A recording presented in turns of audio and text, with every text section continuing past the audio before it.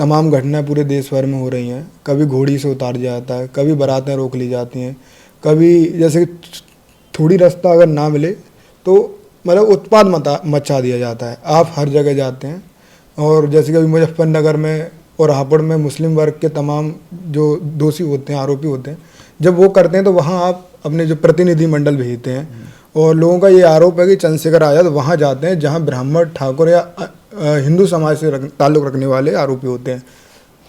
देखो ऐसा है विशाल भाई जी, देखो मैं जाता किन जगह हूँ ये भी बात समझनी पड़ेगी। आपकी जो नज़दीकियाँ हैं तमाम बीजेपी नेताओं के साथ देखी जा रही हैं। अभी एक वीडियो भी वायरल हुआ है जिसको बड़ा विरोध कर रहे हैं कि चंद्रशेखर आज़ाद उत्तर प्रदेश में बीजेपी के वीर हनुमान के रूप में काम कर रहे हैं। ऐसे तमाम बड़े आरोप लगाए जा रहे हैं और क्या कुछ ऐसी सच्चाई या कहीं ना कहीं वो आप ही बता सकते हैं? नहीं तो आरोप कौन लगा रहा है? तो ठीक है, वो हमारे यहाँ मिनिस्टर हैं, वो खुद चल के आए, उन्होंने गले लगाया। गले लगाना कोई अपराध नहीं है, ठीक है। तो मैं स्पष्ट तौर पे कहना चाहता हूँ कि हमारी लड़ाई व्यक्ति से नहीं है, वैचारिकी से। और मैं आपको आज फिर कह रहा हूँ, मैं तो बहुत सारे लोगों से मिला जो उस समय कांग्रेस में थे, समाजवादी में थे, बसपा में थे, आज वो भाजपा में है। अभी समाजवादी पार्टी के जो बड़े नेता हैं आजम खां वो जेल में हैं और आपकी नज़दीकियाँ परिवार से, उनके बेटे से भी मिलना जुलना, सीतापुर जेल में भी कई बार आप गए हैं, तो लगातार बढ़ती जा रही है। लोग कयास लग रहे हैं कि आप एक साथ आ सकते हैं। बड़ा अच्छा सवाल आपने किया और इसमें एक सवाल में कई जवाब है। आजम खां जो समाजवादी पार्टी नेता अपने बयानबाजी को लेकर काफ़ी ज़्यादा चर्चा में रहते हैं और आप आजम खां के लिए ये कह रहे हैं कि मतलब कुछ उनसे सीखना भी चाहिए पॉलिटिक्स में, और वो कहीं ना कहीं जो आपको अच्छा लगे वो आप सीख लो और जो उनको आपको लगे कि ये अच्छा ही नहीं है उसको आप छोड़ो। उन्होंने एक किसी से भी सीख सकते हैं। 16 सितंबर 2016 को एक बयान दिया था जो काफ़ी ज़्यादा चर्चाओं में रहा था कि उन्होंने कहा कि बाबा साहब भू माफिया के तौर पे उन्होंने उपाधि दी थी। तो अभी बहन जी ना 2 जून 1995 मैं बहन जी 2 जून 1995 में जो गेस्ट हाउस कांड हुआ उसको लेकर काफी ज्यादा समाजवादी पार्टियों घिरती हुई आ रही हैं। चंद्रशेखर आजाद उनसे मिल गए जिन्होंने बाबा साहब के विरुद्ध बोला था। चंद्रशेखर आजाद बीजेपी मंत्री, अब मैंने तो उनके यहाँ भी फोन किया था, चले गए, उनके यहाँ भी फोन किया था मैंने मिलने के लिए, तो मैंने तो हथली हाथ जोड़ लिए। मैंने फिर क्या कहा, देखो जो कोई काम करेगा उसी को सवाल पूछेगा, जो काम नहीं करेगा उससे क्या सवाल पूछेगा। आज मेरे साथ भीम आर्मी के संस्थापक, आज़ाद समाज पार्टी के प्रमुख, नगीना लोकसभा सुरक्षित से सांसद चंद्रशेखर आज़ाद जी मौजूद हैं, जो कि संसद में आपको दहाड़ते हुए हमेशा दिखाई देते होंगे। फिलहाल पूरे देश दुनिया में जो राजनीतिक माहौल है वो गरमाया हुआ है। इन सभी मुद्दों को लेकर चंद्रशेखर आज़ाद जी से बात करेंगे। बिहार चुनाव भी आने वाला है, उत्तर प्रदेश में आगे विधानसभा चुनाव भी आने वाला है। सर बहुत स्वागत है आपका। धन्यवाद। जय भीम विशाल भाई। तो लगातार इस देश में जो राजनीति है वो काफ़ी ज़्यादा इस समय गरमाई हुई है। तमाम जो जैसे कि अभी समाजवादी पार्टी के प्रमुख अखिलेश यादव हैं, एक सांसद ने उनके ने बयान दिया है राणा सांगा विवाद पर। तो उन्होंने जब वो बयान दिया है तो लगातार ये कह रहे हैं एक दलित सांसद। क्या आपको नहीं लगता कि वो दलितों को आगे करके इस देश में माहौल ख़राब करने चाह रहे हैं? देखिए, पार्लियामेंट चाहे वो लोकसभा हो राज्यसभा हो, वहाँ वाद विवाद होते हैं जी। लोग अपनी बात रखते हैं, तथ्यों के आधार पर रखते हैं। किसी ने कोई बात की है, उससे मेरी सहमति असहमति हो सकती है जी, लेकिन उनके साथ किसी भी तरह की हिंसा करना या उनके घर को जलाने का प्रयास करना, इस बात से मैं सहमत नहीं। हालांकि जो दूसरा सवाल आपका है कि भाई वो उनको दलित सांसद करे, इस बात से भी मैं सहमत नहीं हूँ। अगर आपकी पार्टी में जाके भी वो दलित ही रहे, दलित का तबका नहीं हटा पाए, तो ये भी जो है सही नहीं।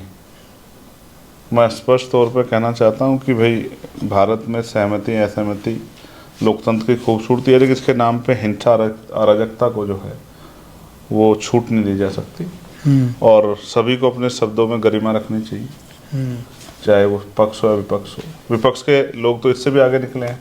कोई नारा देता था गोली मारो सालों को, कोई कहता था, एक सांसद ने तो इस तरह के बयान दिए, मैं उन शब्दों का प्रयोग भी नहीं कर सकता हूँ। ऐसे ही शब्दों का प्रयोग जो है मुख्यमंत्री ने किया उत्तर प्रदेश में अपनी विधानसभा में, कटमुल्ला, आतंकवादी, ये सब चीजें तो कटोगे नहीं, ये सब चीज़ें मैं इनसे सहमत नहीं हूँ। देखिए बेसिक क्या होता है, इन मुद्दों की वजह से जो बुनियादी विषय हैं, रोटी कपड़ा मकान रोजगार, खेती किसानी ज़मीन, अच्छा स्वास्थ्य, अच्छा जो है स्कूलिंग सिस्टम, अच्छी शिक्षा, ये सब चीज़ें पीछे चली जाती हैं।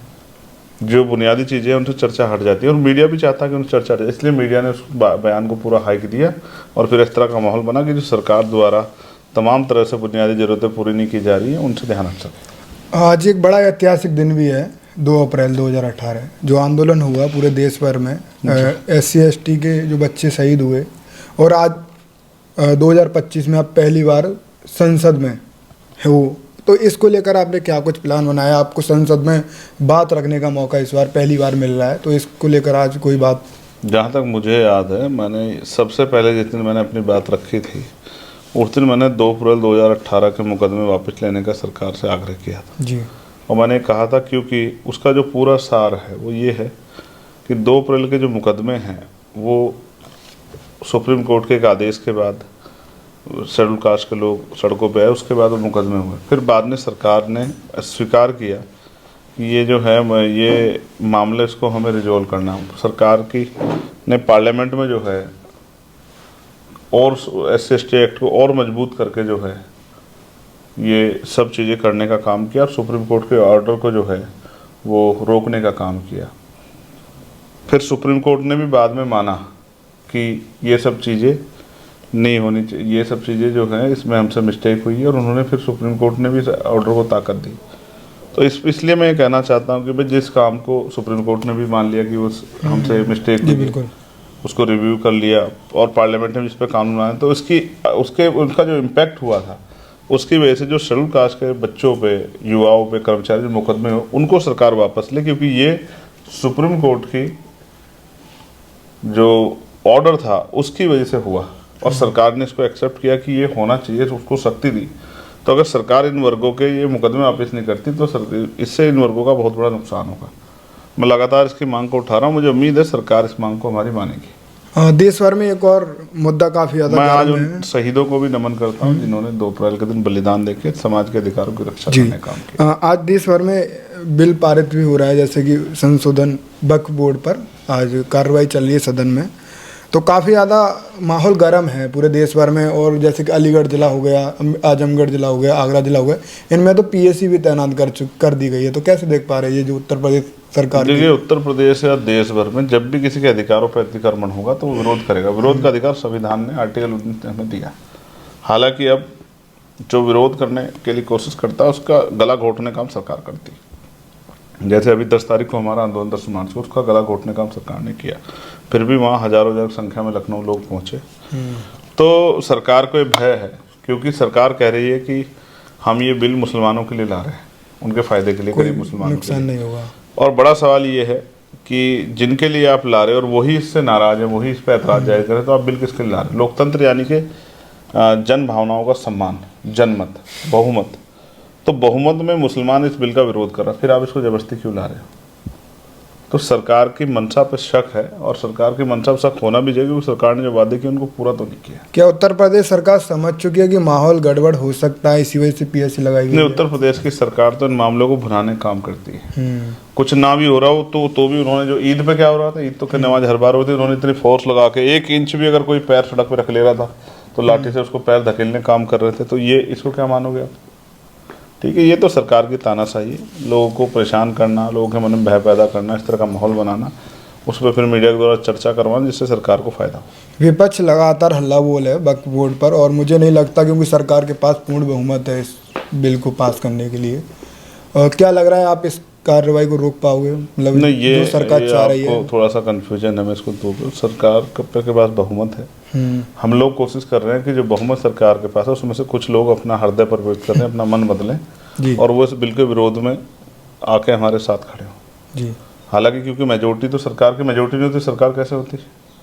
तो सरकार का बहुमत है, लेकिन हम कोशिश कर रहे हैं, चाहे नीतीश जी के लोग हैं, नायडू जी के या LJP के लोग हों, उन सबसे हमने कोशिश की है कि भाई चर्चा की और उनको समझाने का भी काम किया है कि सत्ता लंबे समय नहीं रहेगी, बाद में जो है फिर जो है देश के लोगों का की विजय होगी, लोकतंत्र की, संविधान की विजय होगी। तो संविधान विरोधी कानूनों के खिलाफ आपको अपना स्टैंड लेना चाहिए, क्योंकि इससे स्पष्ट हो जाएगा कि कौन किस वर्ग का कितना हितैषी।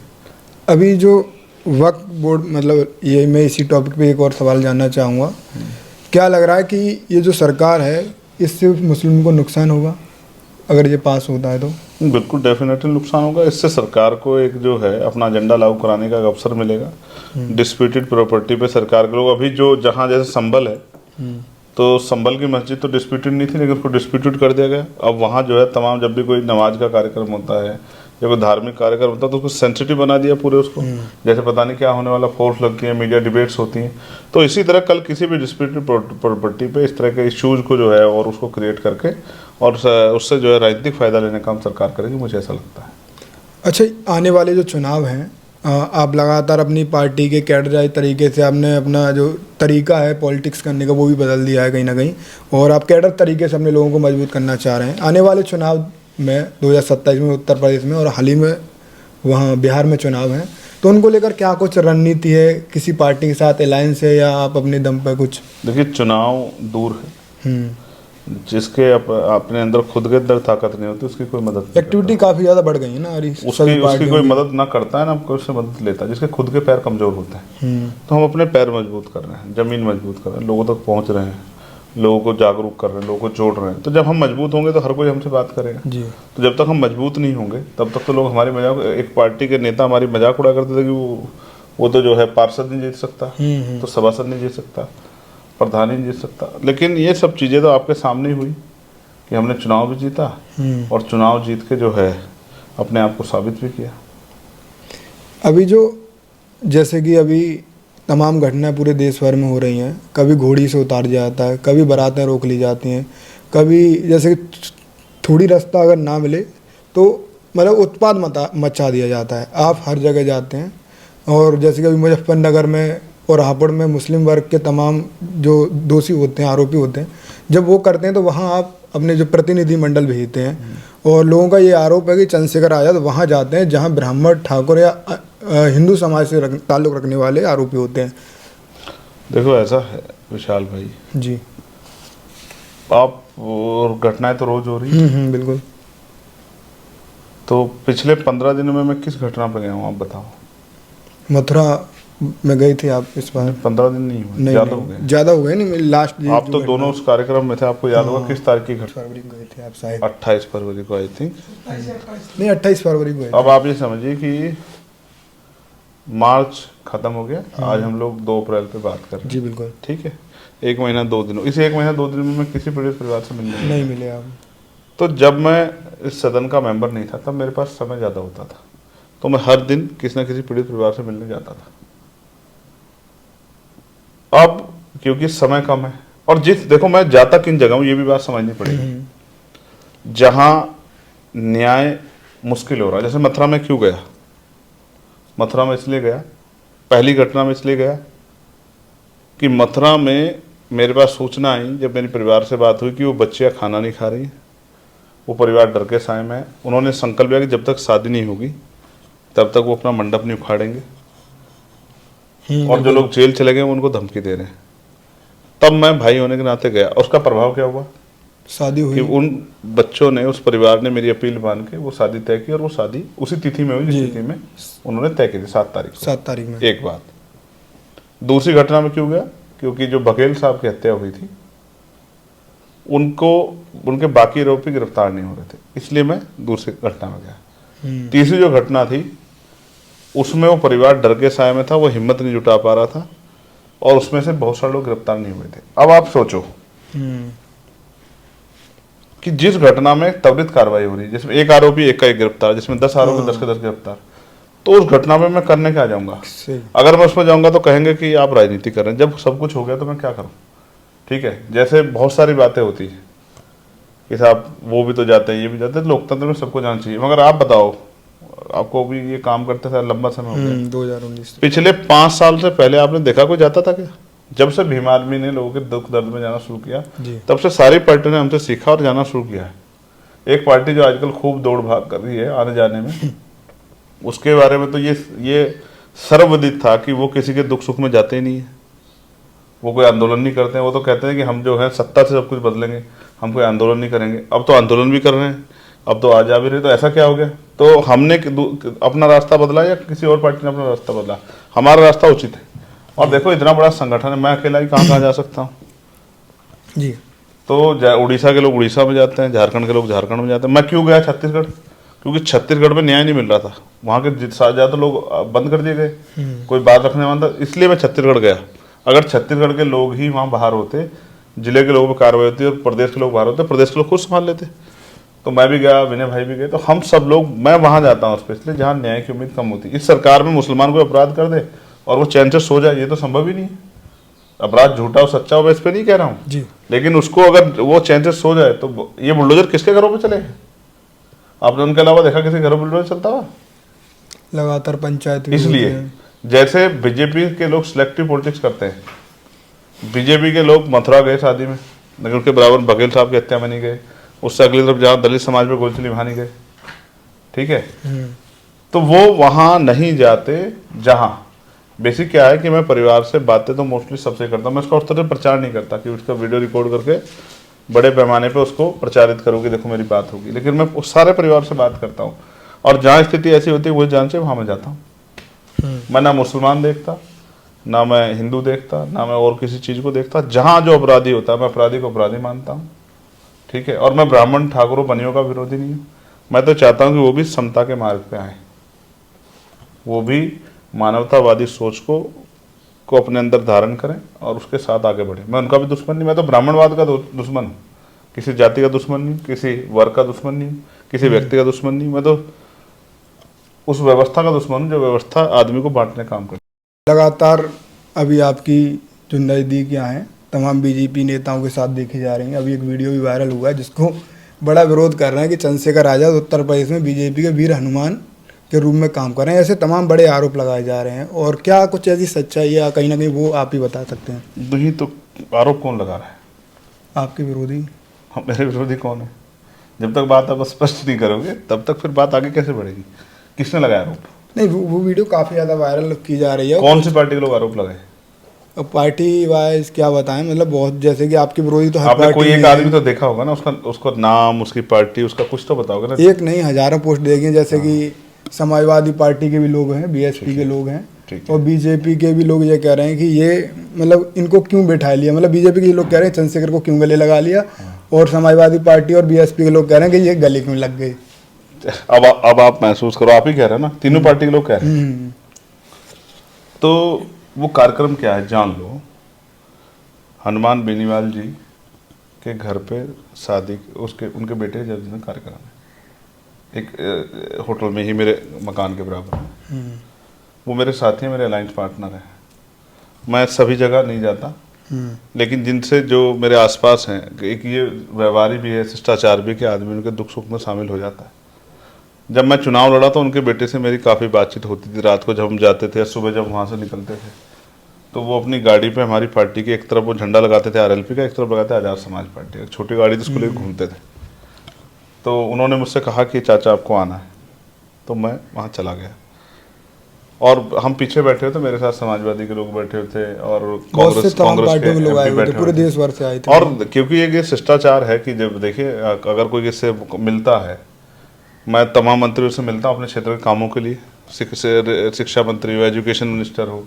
अभी मेरे यहाँ एक बेटी को जो है उसको उस तरह का सम्मान नहीं मिल रहा जो स्पोर्ट प्लेयर है, नेहा दक्ष प्रजापति। मैं स्पोर्ट मिनिस्टर से मिला, खेल मंत्री से, ठीक। मैं सबसे मिलता हूँ अपने क्षेत्र काम के लिए। वो मंत्री है तो उनसे नहीं मिलूंगा तो किससे मिलूंगा? वहाँ वो एक निजी कार्यक्रम था, उस कार्यक्रम में मैं तो नहीं गया, वो मेरे पास चल के आए। और कबीरदास जी को हम लोग मानने वाले, बड़ी हंसी मजाक हो रही थी वहाँ। कबीरदास जी को हम लोग मानने वाले लोग हैं। तो कबीरदास जी ने कहा, संत ना छोड़े संगति, कोटि मिले संत। कि जो सज्जन होता है वो अपना स्वभाव नहीं छोड़ता, चाहे उसको कितने ही जो है दुर्जन लोग मिल जाए। जैसे उसका उदाहरण भी है कि जैसे चंदन के वृक्ष पे सैकड़ों सांप लिपट जाते हैं जो विष से भरे होते हैं, लेकिन चंदन अपनी शीतलता तो नहीं छोड़ता है ना। तो ठीक है, वो हमारे यहाँ मिनिस्टर हैं, वो खुद चल के आए, उन्होंने गले लगाया। गले लगाना कोई अपराध नहीं है, ठीक है। तो मैं स्पष्ट तौर पे कहना चाहता हूँ कि हमारी लड़ाई व्यक्ति से नहीं है, वैचारिकी से। और मैं आपको आज फिर कह रहा हूँ, मैं तो बहुत सारे लोगों से मिला जो उस समय कांग्रेस में थे, समाजवादी में थे, बसपा में थे, आज वो भाजपा में है, कांग्रेस में है, समाजवादी में। मैं बहुत सारे लोगों से मिला। कितने लोग ऐसे हैं जिनसे मैं मिला? मैं अखिलेश जी से मिला, मैं जो दिल्ली के पूर्व चीफ उनसे मिला, राहुल गांधी जी से मिला, और उनकी पार्टी के नेताओं से मिला। तो नेताओं का क्या है, नेता तो अपनी सहूलियत के हिसाब से आते जाते रहते हैं। आज जो लोग बीजेपी में हैं, क्या वो कांग्रेस में नहीं थे पहले? मैं आपको कितने लोग गिनवा दूंगा। उत्तर प्रदेश में ब्रजेश पाठक जी बीएसपी में रहे, उत्तर प्रदेश से ये रामचल राजभर, लालजी वर्मा सब बीएसपी में थे, अब सपा में हैं। अब यहाँ हमारे वीर सिंह जी थे, पूर्व राज्यसभा सांसद, बीएसपी में थे, अब वो भाजपा में, उससे पहले सपा में। कितने ऐसे नेता में जिनको आपको गिनवा दूंगा।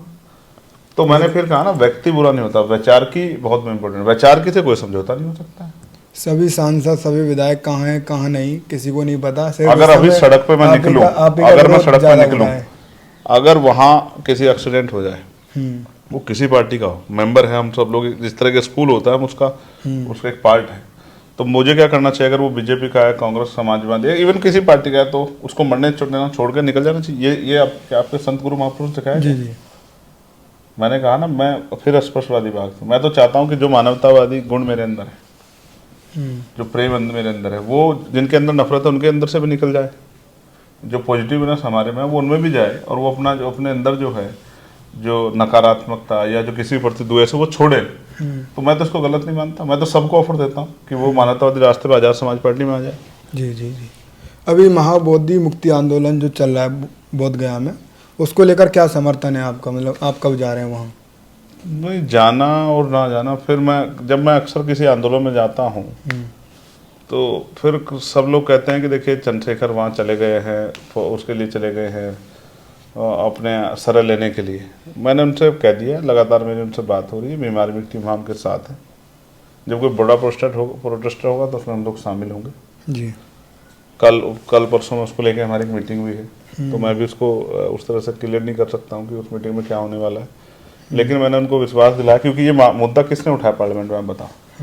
पिछले 75 सालों बाद में आज़ादी के अब तक किसी सांसद ने उठाया। सबसे पहले जो अगर किसने उठाया तो वो चंद्रशेखर आज़ाद ने उठाया जी। तो ये विषय मैंने उठाया, ये इस विषय की गंभीरता को मैं समझता हूँ। तो लेकिन लीड कौन कर रहा है? लीड कर रहे हैं भंते जी। तो जैसा भी उनका आदेश होगा, जब भी आदेश हो, जिस तरह की स्थिति होगी उस तरह से उनका साथ देंगे, उसमें तो कोई दो राय नहीं। अभी समाजवादी पार्टी के जो बड़े नेता हैं आजम खान, वो जेल में है, और आपकी नज़दीकियाँ परिवार से, उनके बेटे से भी मिलना जुलना, सीतापुर जिले में भी कई बार आप गए हैं, तो लगातार बढ़ती जा रही है। लोग कयास लग रहे हैं कि आप एक साथ आ सकते हैं। बड़ा अच्छा सवाल आपने किया, और इसमें एक सवाल में कई जवाब है। इसमें वो जवाब भी है गिरिराज सिंह जी वाला भी जो है।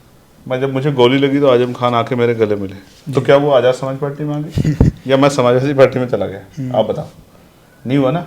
अब मैं उनसे मिलने उनके दुख में गया, उनके घर भी गया, तो क्या वो आज़ाद समाज पार्टी में आ गए या मैं उनकी पार्टी से, जिस पार्टी में उन पार्टी जुड़ गया? फिर मैं कहता हूँ, किसी के दुख सुख में साथ जाना, हमारे लोगों को बहुत समझदारी से काम करना चाहिए। दुश्मन का काम होता है वो हमारे लोगों को गुमराह करेंगे, हमारे लोगों का काम है कि गुमराह ना हो।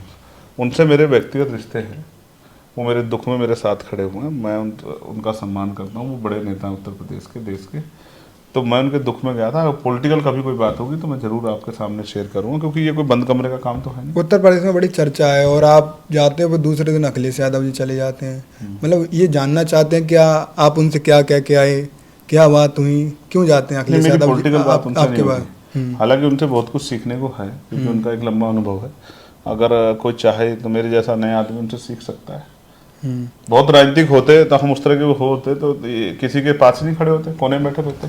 अच्छा सोचो मैं किसी प्रोग्राम में जाऊं और वहां मुझसे लोग मिले ना, तो फिर हमारे विरोधी कहेंगे बताइए इनका लोग सम्मान ही नहीं करता है। और मैं चला गया मुझसे मिलने तो लोग कह रहे हैं कि साहब इनके साथ क्यों मिल रहे हैं, तो मैं किसी का जवाब दूं? मेरा काम, मैंने जो एक लाइन आपको कही कबीरदास जी की, संत ना छोड़े संगति कोटि मिले संत, मैं उस बात पे अपने हूँ। और क्योंकि मैं वैचारिक व्यक्ति हूँ, मुझसे मिलने के बाद किसी के मन में अच्छे विचार तो आ सकते हैं, पूरे विचार नहीं आए। आजम खान जो समाजवादी पार्टी नेता अपने बयानबाजी को लेकर काफ़ी ज़्यादा चर्चा में रहते हैं, और आप आजम खान के लिए ये कह रहे हैं मतलब कुछ उनसे सीखना भी चाहिए पॉलिटिक्स में, और वह कहीं ना कहीं जो आपको अच्छा लगे वो आप सीख लो, और जो उनको आपको लगे कि ये अच्छा ही नहीं है उसको आप छोड़ो। उन्होंने एक किसी से भी सीख सकते हैं। 16 सितंबर 2016 को एक बयान दिया था जो काफ़ी ज़्यादा चर्चाओं में रहा था, कि उन्होंने कहा कि बाबा साहब भूमाफिया के तौर पे उन्होंने उपाधि दी थी। तो इस बयान को देखने के बाद उसी बाबा साहब के संविधान की वजह से उनको तमाम तरह की परेशानियों से बेल और तमाम तरह की चीज़ें जो है उसी की वजह से हो रही है। जो जिस पार्टी में होता है, जैसे अभी आपने गिरिराज सिंह के, तो गिरिराज सिंह जब तक उस पार्टी में है तो वो भाषा बोलेंगे। जब वहां से निकल के आ जाएंगे तो पूरी समाजवादी पार्टी ने, आप बताओ, आप उनकी बात कर रहे हो? BSP आप प्रमोशन में सरकार- आरक्षण का बिल किसने फाड़ा? जितने महापुरुषों, बीएसपी सरकार में महापुरुषों के जिलों के नाम रखे तो किसने वो किए? लेकिन फिर भी उस, बोला था चंद्रशेखर आजाद बीजेपी मंत्री, अब मैंने तो उनके यहाँ भी फोन किया वहाँ था, चले गए। उनके यहाँ भी फोन किया था मैंने मिलने के लिए, तो मैंने तो हथली हाथ जोड़ लिए। मैंने फिर क्या कहा, देखो जो कोई काम करेगा उसी को सवाल पूछेगा, जो काम नहीं करेगा उससे क्या सवाल पूछेगा? तो जिसके अंदर उम्मीद होती है समाज उससे सवाल करता है। मैं तो जो आज उस दल में जो लोग हैं उनसे भी कहना चाहता हूँ कि वास्तविकता में अगर आप महापुरुषों की विचारधारा को आगे बढ़ाने के, महापुरुषों के मिशन काम करना चाहते हैं, तो फिर आपको व्यक्ति की चिंता नहीं करनी, फिर आपको विचारधारा की चिंता करनी चाहिए। और विचारधारा वो आज़ाद समाज पार्टी बहुत तेजी से महापुरुषों की विचारधारा पे आगे बढ़ रही है, तो उनको विचार के साथ खड़े होकर आज़ाद समाज पार्टी का साथ देना चाहिए। और जैसा मौका उन्होंने पिछले आंदोलन का, एक मौका हमें भी देकर देखना चाहिए, फिर आपको खुद ही पता लगेगा कौन सही है कौन गलत है। तो आज मेरे साथ भीम आर्मी संस्थापक चंद्रशेखर आज़ाद, जो नगीना लोकसभा से सांसद भी हैं और लगातार सदन में अपने मुद्दों, अपनी बयानबाजी से चर्चाओं में रहते हैं। फिलहाल इनसे तमाम सवाल किया, जो भी आपके डाउट थे वो भी कहीं ना कहीं मुझे लग रहा है इस इंटरव्यू में क्लियर हुए। साथियों, जैसा कि आपको पता है, बी मिशन टीवी हमेशा ग्राउंड जीरो की रिपोर्ट आपके बीच रखता है। अगर आपको हमारा काम पसंद आता है तो बी मिशन टीवी को आर्थिक मदद करें, जिससे कि हम यूं ही निरंतर ग्राउंड लेवल पर काम करते रहें। स्क्रीन पर दिख रहे QR कोड को स्कैन करें और अपने दान की राशि बी मिशन टीवी के खाते में भेजें। QR कोड के अलावा आप हमारी UPI ID bmissiontv@ybl पर भी मदद भेज सकते हैं। जय भीम।